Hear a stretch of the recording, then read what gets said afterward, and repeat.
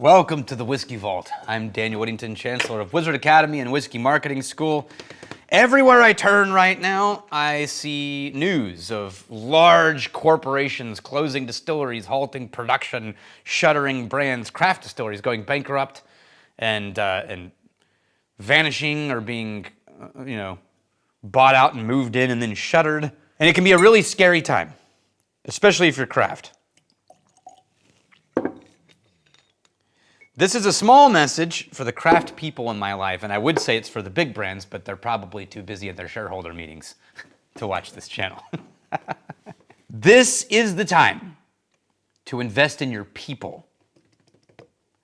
I get slowing production if there's not a demand and trying to cut costs and things like that.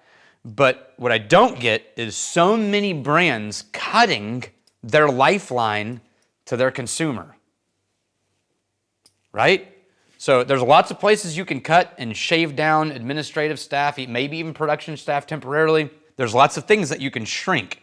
But to turn your scissors of panic and fear into the direction of the only people who are keeping your name and your brand alive in the general public is insanity. When you're a craft distillery, this is the polar opposite of what you should be doing. You don't need a budget for billboards. You don't need a budget for mass magazines. You don't need a budget for radio or any TV or any form of huge mass media advertising. But my God, do you need a budget for people who are standing in front of other people, connecting them with story and relationship to your brand, your whiskey, and your future. That's where all the money should go. You should be putting almost 100% of your marketing budget into your staff, into resources. Do your distillers have downtime and you want to keep them paid? Tell them they need to go do tastings. Tell them they need to show up as Meet the Distiller. Have them out there on the ground in front of human beings if they've got free time. Your staff need to be trained on sensory and an understanding of production and an understanding of where your whiskey lives in the landscape of the whiskey industry and the other spirits in the industry so they can make comparisons and be effective guides and communicate about your brand, your story. Every one of your people, anyone who's capable of standing in front of a consumer, a bar owner, a bartender, or a distributor needs to understand your entire marketing brand and your strategy and your story. Train your staff on sensory. Train them on, like I said, production in the landscape. I think you can't afford not to. These are the people who are literally responsible for moving bottles and putting money in the bank. That's the wrong edge to cut. Now, I have a thought. Let's try some Hakushu. When I go to a bar and they've got a few Japanese whiskeys, or I go to sushi and I'm like, I want to have a Japanese whiskey with some sushi. Hakushu is one of my defaults. It's usually guaranteed to be in the bar for one, whereas some of the other ones I really like are not. Like my preference is going to be Miyagikyo, Nikka's Miyagikyo. But often you'll get Hakushu because it's Suntory and they got a better reach.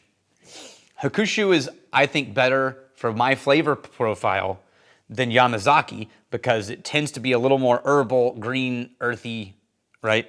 It's the forest distillery. It's right in the dead middle of a bird sanctuary in a forest. Deepman, was it Mount Kaikomagatake?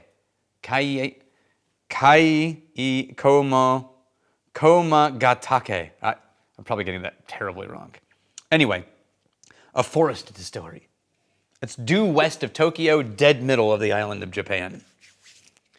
And I love this sort of super fresh floral cut grass citrus direction in the nose that is somehow completely paired with a slight earthiness and mustiness. With neither of them really pushing, it definitely leads citrus and grassy herbal zest, but that anchor of that must is in there. That barley earth. It's as if you're getting all of the herbal and floral, but it's in the actual plant, as opposed to the after effects of a floral or herbal smell. I think Hakushu is a great whiskey.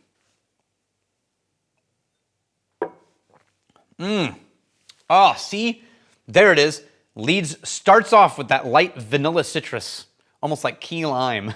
And then it just reroutes right into earth and a little bit of phenolic, like smoky, musty wood fire, like smelling someone's fireplace through the woods from miles away.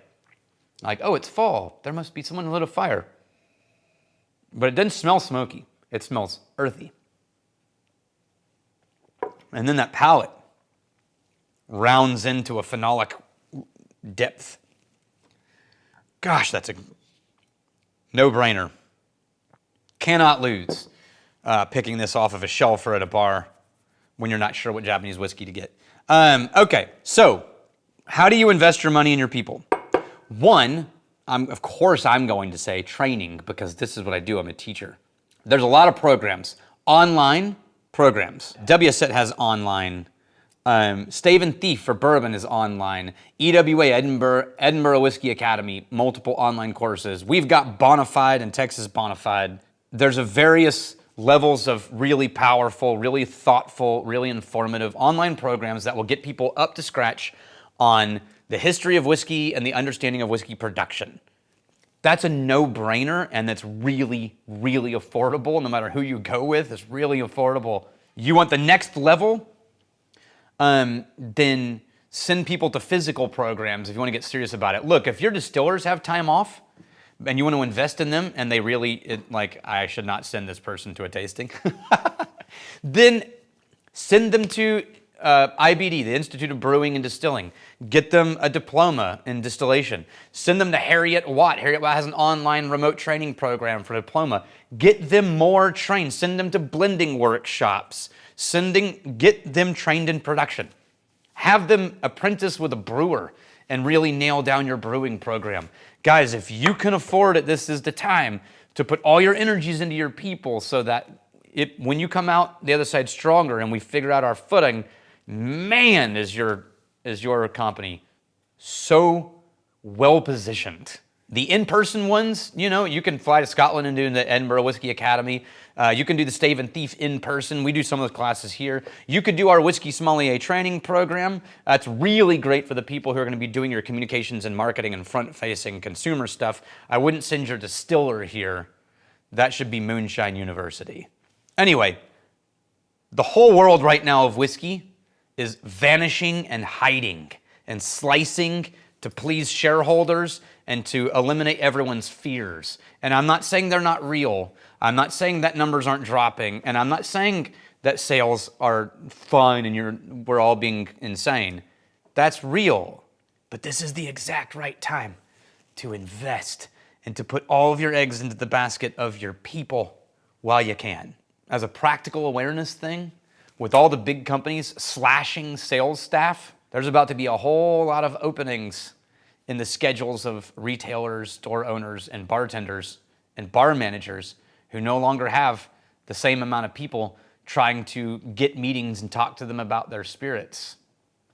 That's the perfect time for you to step up and fill that gap, as long as your people are trained and know what they're doing. So, take over. The time is now. I'm really glad you're here.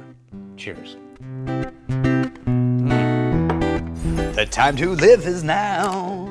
It's such an obscure music reference. You may be riding on a big fat cow. The time to now is live. Like and subscribe.